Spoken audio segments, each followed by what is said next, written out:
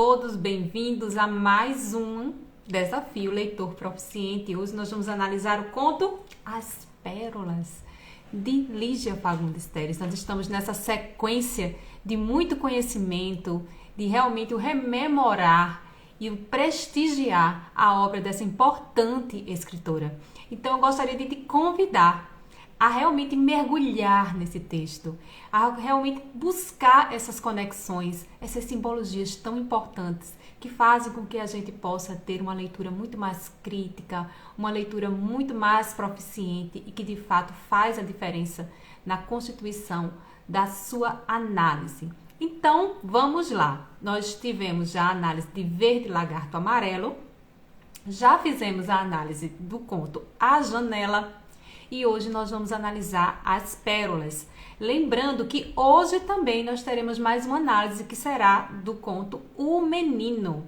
Então, são histórias que, na verdade, revelam toda essa questão da natureza humana. Então, se você é um grande curioso também, que gosta de esmiuçar, que aprecia os contos psicológicos, eu tenho certeza que você vai gostar muito de entender um pouco mais sobre essa escritora. Mas o conto de hoje, ele traz uma temática que eu acho que é bastante comum no nosso dia a dia. Quem já não ouviu falar num marido ciumento?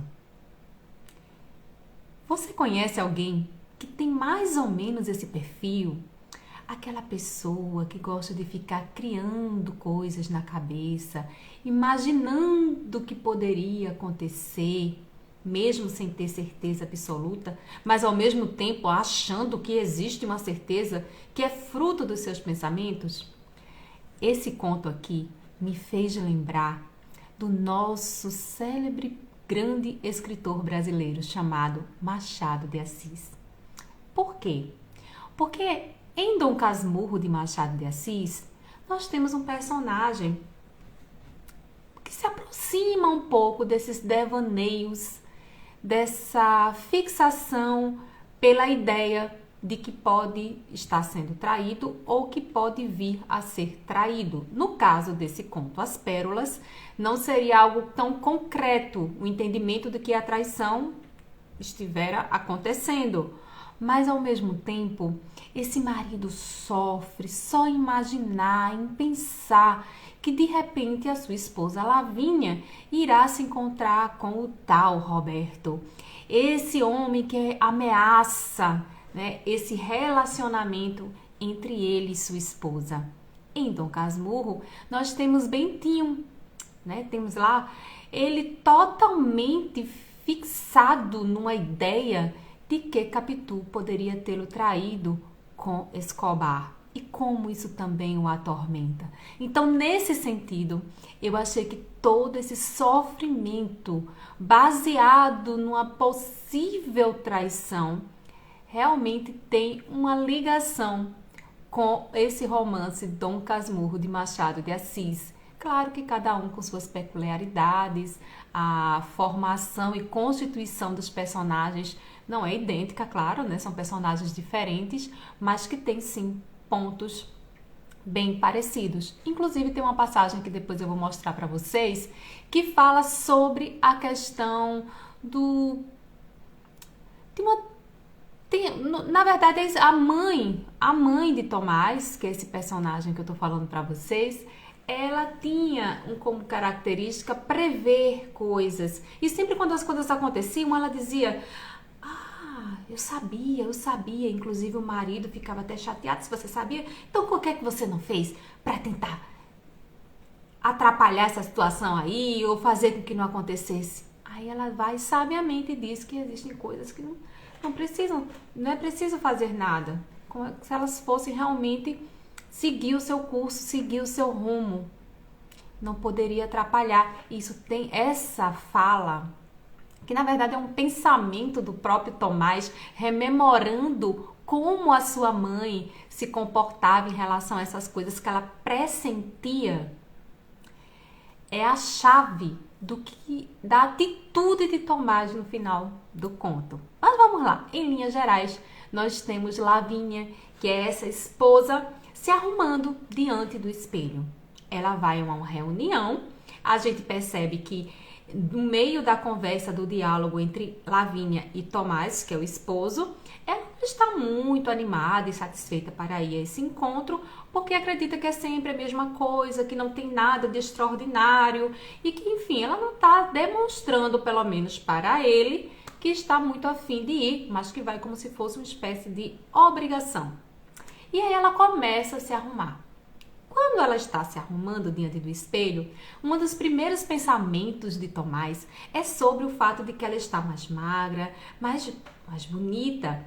E aí ele começa a pensar sobre como ela poderia estar encantadora, chamando a atenção do Roberto, que é esse amigo deles de anos atrás, que na ocasião em que eles iam se casar, fez um elogio a Lavínia.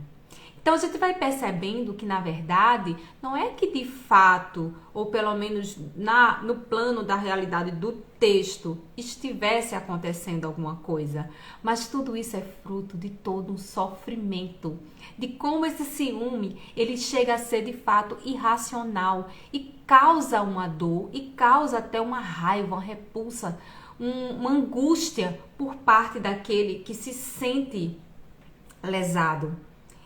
Mas vamos olhar aqui o primeiro parágrafo, porque eu quero que vocês entendam bem como esse conto começa e o que é que tem a ver, Andresa, essa história dessas pérolas aí no meio da história, porque o título é As Pérolas. A gente está falando de um marido que começa a imaginar que poderia ser traído na noite em que a esposa está se arrumando para sair de casa. Vamos lá, a gente vai chegar bem aí nessa situação. No primeiro parágrafo tem assim: demoradamente ele examinava pelo espelho. Está mais magra, pensou, mas está mais bonita. Quando a visse, Roberto também pensaria o mesmo. Está mais bonita assim. Só esse primeiro parágrafo já não anuncia para o leitor que de fato nós temos um marido que observa demoradamente. Vamos ver aí a questão do sentido, da carga semântica dessa palavra. Demoradamente, ou seja, o modo como ele olha, né? Veja aí a questão do advérbio sendo usado. Então, quando você olha demoradamente, é um olhar de perito. É um olhar realmente daquele que está sendo aguçado pela observação. Atraiu a atenção dele o fato como ela estava se arrumando. E o interessante é que, embora ele faça considerações a respeito da percepção que ele tem em relação à esposa, ele também estabelece um paralelo com a percepção provável de Roberto quando a visse. Também a acharia bonita. E aí o que ele começa a colocar aqui: que iria acontecer? Tomás desviou o olhar para o chão. Então, se a gente vê, ele está aqui observando Lavínia se arrumando, pensando, nossa, ela vai ficar linda, mas Roberto também vai gostar do que vai ver. Ele olha para o chão. Esse movimento de olhar para o chão é também um movimento de ressentimento da parte de Tomás, né? E aí a gente diz assim: pressentia a cena e com que nitidez, com naturalidade, Roberto a levaria para a varanda e ambos se debruçariam no gradil. De dentro da casa iluminada, os sons de piano, e ali fora, no terraço deserto, olha a palavra, terraço deserto, os dois muito juntos se deixariam ficar olhando à noite. Conversariam? Claro que sim. Mas só nos primeiros momentos. Logo atingiriam aquele estado em que as palavras são demais. Quietos e tensos, mas calados na sombra, por quanto tempo? Impossível dizer. Mas o certo é que ficariam sozinhos uma parte da festa, apoiados no gradil dentro da noite escura. Só os dois, lado a lado, em silêncio. O braço dele roçando no braço dela, o piano. Vocês perceberam como Lígia, ela foi intercalando elementos que fazem parte dessa imaginação de Tomás em relação ao encontro de Lavínia com Roberto nessa festa. Existe todo um cenário propício para os amantes, em que os dois estariam no local, ou seja, num terraço deserto, no gradil, o braço roçando. Existe também esse elemento de uma tentativa de não revelar tão claramente a intenção entre os dois, mas que as palavras não seriam necessárias, visto que o próprio ambiente e os olhares já seriam suficientes para perceber que ambos estariam interessados em ter algum enlace. E tudo isso é fruto da imaginação, são os pensamentos de Tomás em relação à mulher, que nem sequer havia saído de casa, mas só o fato dela estar se arrumando, ele saber que o Roberto estaria presente, ele já começa a devanear, a pensar e a sofrer com esse encontro. E aí você vai ficar perguntando, nossa, mas então por que Tomás não vai? Porque ele não se arruma e acompanha a esposa até essa reunião. O fato é que todo o texto, ele vai nos mostrando que Tomás, ele está doente. E existem pistas também que fazem indicação de que essa doença, ela vai levá-lo à morte em pouco tempo. E ele cria todo um medo, um pavor, né, de ser, vamos dizer assim, abandonado por Lavínia ainda vivo. Ele acha até meio absurdo o fato de que de repente ela pudesse já estar dando continuidade à sua vida amorosa, mesmo ele ainda estando vivo. Na verdade, ele nem queria que ela tivesse esse tipo de enlace, mesmo após a morte. Existe essa dualidade, porque a gente percebe que ao mesmo tempo em que ele sofre e quer evitar esse encontro, esse enlace entre Lavínia e Roberto, ele também pensa que, de repente, não haveria motivo ou ele não poderia ter controle sobre essa situação. Seria uma sentença. Lavínia, inevitavelmente, independente de estar hoje ou naquela noite com Roberto ou não, independente de ser ainda no momento em que ele estivesse vivo ou não, na cabeça de Tomás, aquele relacionamento seria inevitável. E isso vai sendo mostrado ao leitor, porque a gente vê o quanto ele disfarça. Ela percebe que tem alguma coisa de errado ali, de errada com o marido. As expressões, as palavras, os gestuais, o movimento de Tomás, quando a observa, dá indicações de que algo incomoda. Mas em nenhum momento ele revela. Mais uma vez, nós temos aqui um conto, como a gente viu no primeiro dia do nosso desafio, que é o Verde Lagarto Amarelo, em que a gente percebe que o leitor conhece esses pensamentos, esse fluxo da consciência, esse diálogo interior do personagem é mostrado ao leitor. O outro personagem que faz parte da cena, ele desconhece. Assim como somos nós, nos nossos relacionamentos, nas nossas convivências sociais, nós só revelamos aquilo que queremos. E mesmo quando as pessoas, elas nos questionam sobre a nossa expressão, a nossa forma de falar, que de repente conota que algo está diferente, o ato de revelar só cabe a nós. Eu posso disfarçar, eu posso dizer que não, que a pessoa que entendeu errado, que é um outro motivo que me fez mudar de atitude ou ter uma expressão um pouco mais alegre ou mais triste, enfim. Cabe à pessoa que sente, mas que não quer revelar, falar. O outro vai acreditar ou não, né? Na verdade, ele vai acreditar ou não. Mas a pessoa é quem vai abrir essa porta do revelar sobre si, sobre seus pensamentos. Ela é quem controla o que ela vai dizer, o que ela não vai dizer. Ela pode simplesmente só pensar, mas nunca dizer nada.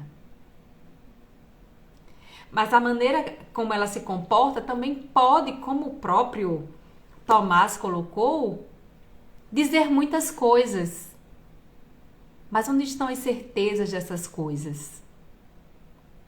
É só aquele que sente, aquele que pensa, é que pode realmente comprovar se de fato é só uma interpretação equivocada ou se de fato houve algum tipo de situação como aquela pessoa interpretou. Enfim, coisas da vida. E assim a literatura traz toda nessa... Eu, por exemplo, sou suspeita para falar, eu amo a literatura, sempre amei a literatura. A literatura me encantou desde muito cedo. Ainda quando eu era criança, que eu ainda lembro daquelas coleções que as pessoas ganharam. Quer dizer, eu ganhei da minha mãe, na verdade. Lembra daqueles vendedores que batiam, né? Iam de porta em porta, oferecendo coletâneas de livros para as crianças, literatura infantil? Bom, foi eu quero, assim, eu não sei nem quem foi essa pessoa, não lembro, só lembro que era um homem, era um rapaz. Gratidão para ele, porque foi naquele dia que ele bateu naquela porta, que ele ofereceu aquele livro, aqueles livros eram uma coletânea de histórias clássicos, né, da literatura, que a minha mãe comprou aquela coletânea e eu realmente fiquei encantada. Eu lembro do livro exatamente de capa dura, vermelha. Ele tinha uma ondulação na frente das imagens que mudava, tem aquele recurso que você fica movimentando, ele tinha aquilo. E eu lembro de conhecer a história da Cinderela, do Soldadinho de Chumbo, da Branca de Neve, do João Pé de Feijão, enfim, tem várias histórias e eu realmente me encantei por aquilo. Como aquilo foi significativo para mim ainda na infância, para esse despertar. Só abrindo um paralelo aqui, né, de onde surgiu lá na infância, né, esse meu gosto pela literatura. E desde então só foi escalando, né? Só foi se tornando melhor ainda, assim, o meu interesse. Então, quando eu falo de literatura, eu falo com amor. É a minha paixão. É aquilo que eu faço de verdade, assim. Olha, não precisa nem pagar para eu fazer. Eu faço de coração. Eu faço porque amo, porque acredito, porque sei que a leitura, ela transforma a vida das pessoas. Então, acho que esse é o meu propósito. Meu real propósito é esse. É realmente falar sempre de escritores, independente do país onde eles estejam. Eu estou sempre aberta a ler mais, a conhecer mais, a interpretar, porque todo escritor, na verdade, quando ele escreve, ele tem uma mensagem, ele nos envia códigos. Eu sempre vejo a leitura, não sei se você é como eu, mas eu sempre vejo a leitura como se fosse um enigma a ser desvendado. Quando eu leio um texto, eu fico sempre procurando, nossa, e essa palavra? E esse sentido? E esse gesto? E essa expressão? O que será que ela revela? Então eu estou sempre ali em busca, como se eu fosse uma Sherlock Holmes, dentro do texto, buscando as pistas, buscando os significados. É assim que eu vejo a leitura e isso me inspira, isso me deixa muito feliz. E eu quero realmente passar isso para outras pessoas, fazer com que elas percebam quanto é importante ler, independente do gênero, mesmo que não seja literário, mas é importante ler. Tá bom? Só abrindo parênteses aqui para vocês entenderem porque eu continuo firme e forte aqui no meu propósito de incentivar as pessoas a lerem cada vez mais. Mas vamos voltar aqui para as pérolas. O que aconteceu? A gente vê que existe um cenário.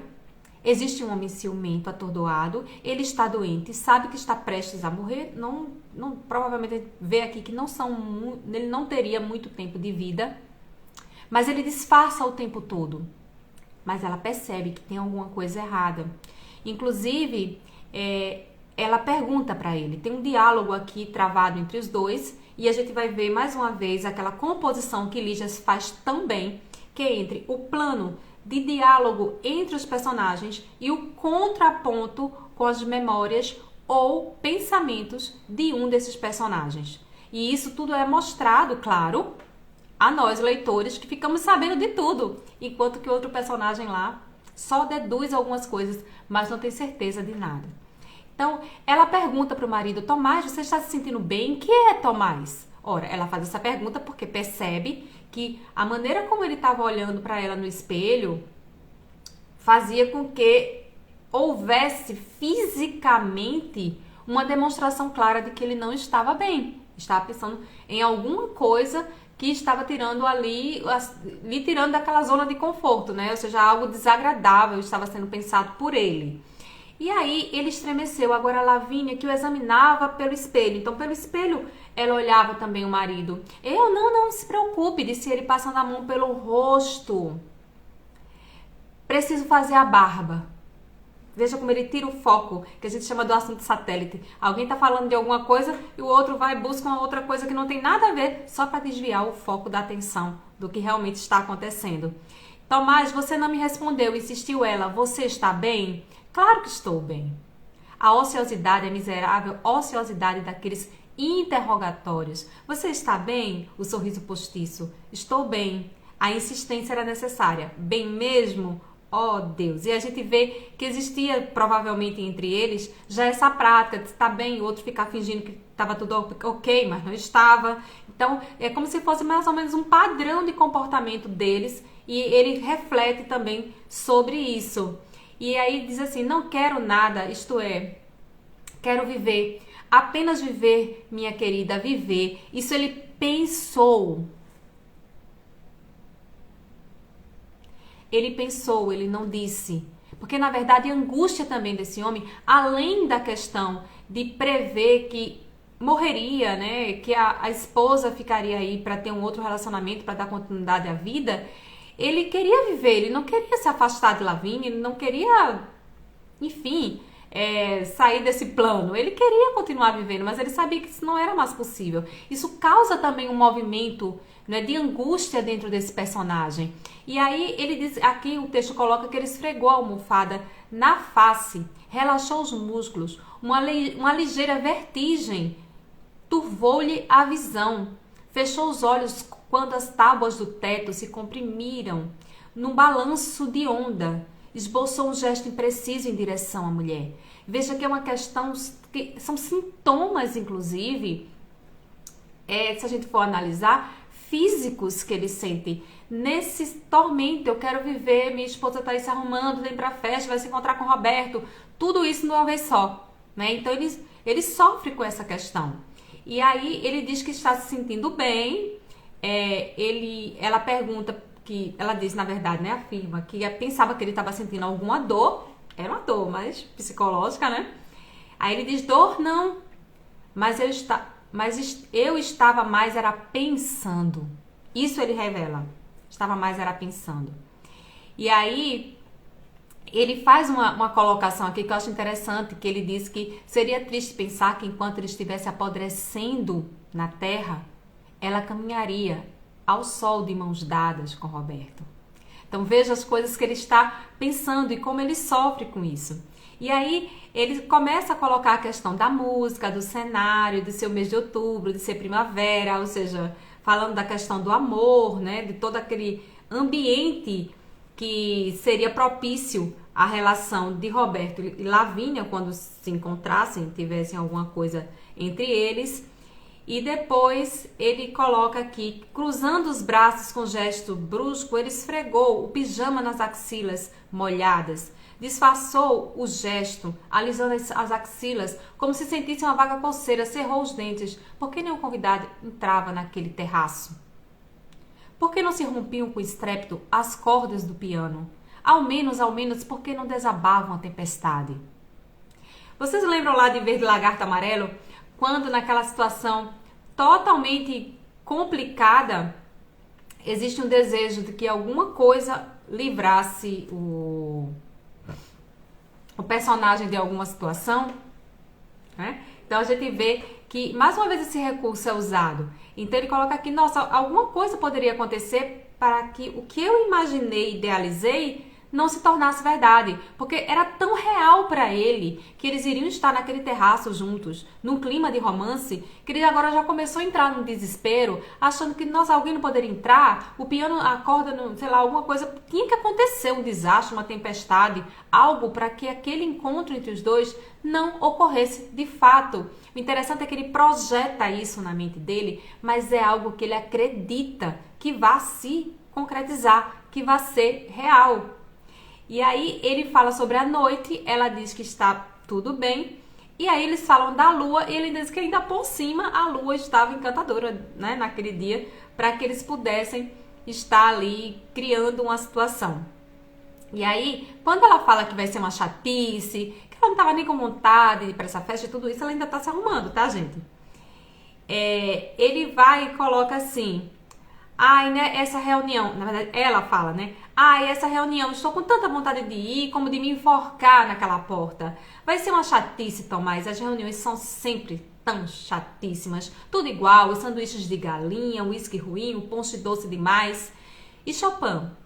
O Boris não falha nunca. De Chopin, você gosta. Ah, Tomás, não começa. Queria tanto ficar aqui com você. E aí ele começa a pensar, nossa, realmente ela até gostaria de ficar comigo. Ainda existe um amor, não mais aquele amor, né, exuberante, mas ainda existe amor entre nós. No entanto, quando o Roberto começar a passar por entre nós, isso logo vai ser desfeito. Então ele sabia que a grande ameaça era ele. Mas o interessante é que Roberto tinha passado um tempo fora, ele é quem revela, Tomás é quem revela a Lavínia que ele estaria nessa reunião. Ela se surpreende e pergunta a ele se Roberto havia casado. E aí ele diz não, que ele não havia casado. Ela diz, então ele vai ficar, é um solteirão. É uma expressão que ele usa. E aí já dá aqui a entender que já fazia mais de um ano que eles não se encontravam, né? Que eles não se viam. Um outro ponto que eu achei bem interessante é que ele fala sobre a situação de que há 10 anos atrás, quando eles iam se casar, ela estava vestida de preto. Ela estava também se vestindo de preto, com um vestido preto, para ir a esse encontro.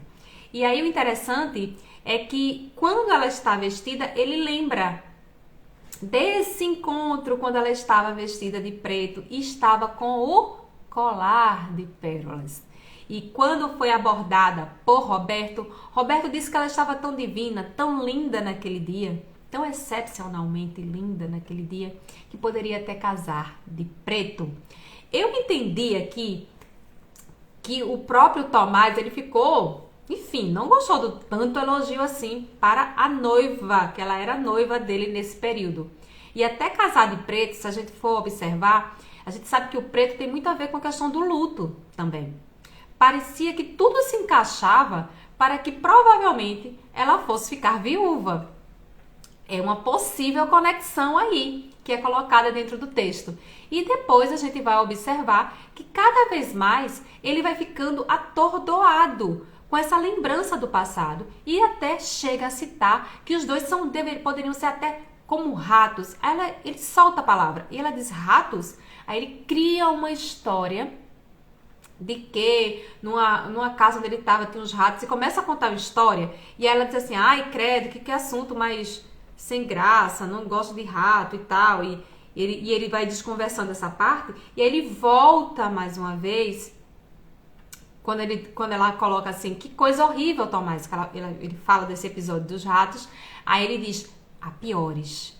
Então tem muita carga da ironia também, né? Há coisas piores que ratos, como por exemplo, eu estou prestes a morrer e ter certeza absoluta que você vai se encontrar com o Roberto e ter um caso com ele. Então, veja, era isso que ele pensava, mas ele não revelava a coisa até o final, né? E aí ele volta a essa parte toda que Roberto estaria com ela, que seria um momento oportuno para que pousasse a mão no ombro dela. E com esse gesto estaria dizendo, eu te amo, Lavínia, eu te amo. Então, assim, tudo na cabeça dele ia para essa questão. Então, ela volta-se para ele e pergunta se ele quer um copo de leite. Gente, enquanto ela se arruma, esse homem está pensando tudo isso. Então, diante do espelho, ela deslizou os dedos pelo corpo, arrepanhando o vestido nos quadris. Estão imaginando aí? Parecia desatenta, fatigada. Está largo demais, quem sabe é melhor ir com verde. Mas você fica melhor de preto, disse ele passando a ponta da língua pelos lábios gretados. Roberto gostaria de vê-la assim, magra e de preto. Exatamente como naquele jantar. Ela nem se lembrava mais, pelo menos ainda não se lembrava, mas ele revia como se tivesse sido na véspera, aquela noite, havia há quase 10 anos. Então ele fala desses 2 dias antes do casamento, como eu contei pra vocês, que ele faz esse elogio a Lavínia quando ela está vestida de preto. Ela inclusive até pensa numa possibilidade de mudar de cor, mas não. É tão contraditório, porque ao mesmo tempo que ele temia aquilo, é como se ele também estivesse preparando a mulher para ficar mais, vamos dizer assim, bonita e atrativa possível para que Roberto realmente tivesse alguma coisa com ela. Vocês estão percebendo no contraste dessas ideias? Ao mesmo tempo que ele quer evitar que tenha um sofrimento, que ele acha um absurdo, ele meio que a prepara para que o encontro de fato aconteça. Existe um conflito e existe também vamos dizer assim, um contraste nessas ideias do narrador. Então, aliás, do personagem. Então, assim, fique com ela por enquanto, depois veremos. Essa frase é colocada porque quando ele sabe que realmente casa com Lavínia, ele imagina que o Roberto possa ter pensado isso. É por enquanto, ou seja, ele já agora ciente de que ia morrer, ele disse, olha, agora chegou a minha vez, né? Agora sou eu que vou ficar com ela. Isso fazia com que ele ficasse cada vez mais nervoso, atordoado com esses pensamentos. Só que aí ela começa a se organizar, ela vai ao banheiro, porque ela vai terminar de se arrumar, e aí ele mira no colar de pérolas que está dentro de uma caixa. E aí o que ele faz? Aproveita enquanto ela está longe, né, daquela cena, e ele pega esse colar e esconde. Quando ela retorna do banheiro, que vai finalmente compor o visual para colocar o colar, ela vê que o colar não estava mais lá. E ele fica fingindo que, você deve ter esquecido em algum lugar. Ou seja, ele se agarra à última esperança de que, de repente, sem o colar, ela não seria a mulher que ele tinha imaginado exatamente no cenário em que estaria se envolvendo com outro homem, que seria o Roberto. E aí é quando ele teve uma sensação, mesmo que provisória, de que teria controle daquela situação. De que de repente aquilo que ele estava prevendo poderia não acontecer. Então ele já tinha pensado antes numa tempestade, alguém chegar na varanda, quebrar aquela coisa. Então ele pensou, nossa, eu mesmo posso quebrar. Eu mesmo posso tirar esse elemento que eu acredito que vai fazer parte desse encantamento dos dois ali, naquele momento de enlace dos dois. Eu não vou entregar a ela, vou esconder aqui esse colar e ela vai ser um colar. Então já não é mais a cena que eu criei na minha cabeça.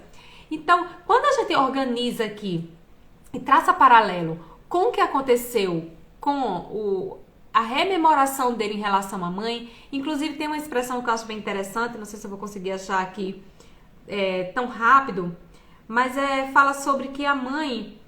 aqui, achei. Olha, gente, achei. Tem assim, ó, eu já sabia. Ela costumava dizer quando vinham lhe dar as notícias, ele tá falando da mãe, eu já sabia, ficava repetindo obstinadamente, apertando os olhos de cigana. Olha, gente, se alimenta a palavra cigana aqui. Mas se você sabia, por que então não fez alguma coisa para impedir? Gritava o marido a sacudi-la como um trapo. Ela ficava menorzinha nas mãos do homem, mas cresciam assustadores os olhos de ver na distância. Fazer o quê? O que eu podia fazer se não esperar? Se não esperar, murmurou ele, voltando o olhar para o fio de pérolas enrodilhado na caixa. Ficou ouvindo a água escorrendo na torneira. Você vai chegar atrasada. O jorro foi interceptado pelo dique do pente. Não tem importância, amor. No movimento ondulante, ele se pôs na beirada da poltrona, o tronco inclinado, o olhar fixo. Está se esmerando, não? Nada disso, é que não acerto com o penteado. Ele respirou de boca aberta, arquejante, sorriu quando a viu entrar. Ficou lindo. Gosto tanto quando você prende o cabelo. Não veja o meu colar, murmurou ela. Abrindo a caixa de cristal, franziu as sobrancelhas. Parece que ainda agora estava aqui. E aí ele fica fingindo o tempo todo que não está com esse colar. Mas aí vai acontecer algo surpreendente. Mas que linka com o que a mãe, a expressão do que a mãe dizia, fazer o quê? O que é que precisa fazer? Então é como se ele fosse como a mãe, né, que já sabia o que ia acontecer, mas aquilo que já estava escrito, vamos dizer assim, entre aspas, nas estrelas, não haveria como você modificar, não haveria como você mudar o curso das coisas. Ele tinha tanta consciência que ele entendia que mesmo que ele tirasse ali o colar de cena, ainda assim, aquela aproximação entre Lavínia e Roberta seria certeira, né? Ou seja, iria de fato acontecer. E aí, o que vai acontecer? Ele diz assim, não, ele estava por aqui, tenho certeza que estava aqui há pouco. Aí sorriu, voltando-se para o espelho, interrogou o espelho. Ou foi mesmo no outro lugar? Ah, lá sei, suspirou apanhando a carteira. Escovou com cuidado a seda já puída. Que pena, o colar faz falta quando ponho este vestido. Nenhum outro serve, só ele. Faz falta sim, murmurou Tomás, segurando com firmeza o colar no fundo do bolso. E riu. Que loucura! O que foi que você disse? Tudo ia acontecer como ele previra. Tudo ia se desenrolar com naturalidade do inevitável, mas alguma coisa ele conseguiria modificar, alguma coisa ele subtraíra da cena, e agora estava ali na mão, um acessório, um mesquinho acessório, mas indispensável para completar o quadro. Tinha a varanda, tinha Chopin, tinha o luar, mas faltavam as pérolas. Levantou a cabeça. Aí ela diz, como pode ser, Tomás? Eu jurava que esse colar estava aqui. Ela afagou os cabelos dele, aí ajeitou o chale para cobrir, né, os pés e animou-se. E aí ele faz uma citação de que pérolas da nossa ilha, Tomás. Aí ele diz da nossa ilha, um colar compridíssimo, milhares e milhares de voltas. Ele diz que depois ela teria um colar muito melhor que aquele, que era falsificado, não era algo muito, vamos dizer assim, precioso, né? Aquelas pérolas ali. E aí, baixando os olhos brilhantes de lágrimas, ela inclinou-se para beijá-lo. Não demoro. Quando a viu, eu quero que vocês prestem bastante atenção no finalzinho desse conto. Veja, quando a viu desaparecer, ele tirou o colar do bolso. Apertou-o fortemente, tentando triturá-lo. Mas ao ver que as pérolas resistiam, escapando-lhe por entre os dedos, sacudiu-as com violência na gruda da mão. O entrechocar das contas produzia um som semelhante a uma risada. Vocês estão vendo a personificação dessa cena? É como se as pérolas elas ganhassem vida, elas tivessem vida. Elas estivessem até rindo, debochando dele ali. Ou seja, você não tem como me destruir, né? O que está posto, o que vai acontecer, vai. Você não tem o que fazer aqui nessa situação. E aí ele coloca assim, ó. Sacudiu-as mais e riu. Era como se tivesse prendido um duendezinho que agora se divertia em soltar risadas rosadas e falsas. Ficou sacudindo as pérolas, levando-as junto do ouvido. Peguei-o. Murmurou, soprando malicioso pelo vão das mãos em conchas. Ergueu-se e ficou sério, os olhos escancarados, voltados para o ruído do portão de ferro se fechando. Era Lavínia, que já estava saindo de casa sem o colar. Lavínia, Lavínia! Ele gritou correndo até a janela. Abriu-a. Lavínia, espere! Ela parou no meio da calçada e ergueu a cabeça assustada. Retrocedeu. Ele teve um olhar tranquilo para a mulher banhada de luar. Que foi, Tomás? Que foi? Achei seu colar de pérolas. Tome, disse estendendo o braço. Deixou que o fio lhe escorresse por entre os dedos. Vocês entenderam a imagem desse deixar os fios de pérola, né, das pérolas escorrerem por entre os dedos? Ou seja, eu não tenho mais controle. Olá, Débora, seja bem-vinda. Ou seja, eu não posso mais fazer nada em relação a esse provável enlace, encontro entre a minha esposa e Roberto, que é esse amigo. Então, quando ele decide entregar o colar que ele havia escondido, na verdade, ele acaba aceitando que ele não poderia fazer mais nada para que esse relacionamento entre a esposa e esse amigo acontecesse. Bom dia. Então, assim, quando a gente vê uma cena como essa, né, o fio escorrendo entre os dedos, é como que assim, ó, eu perdi o controle, né? Isso escapou. Eu não tenho mais como fazer nada para evitar. Lembrando que tudo isso surge a partir de uma percepção que ele tem e que toda essa cena desse provável enlace entre a esposa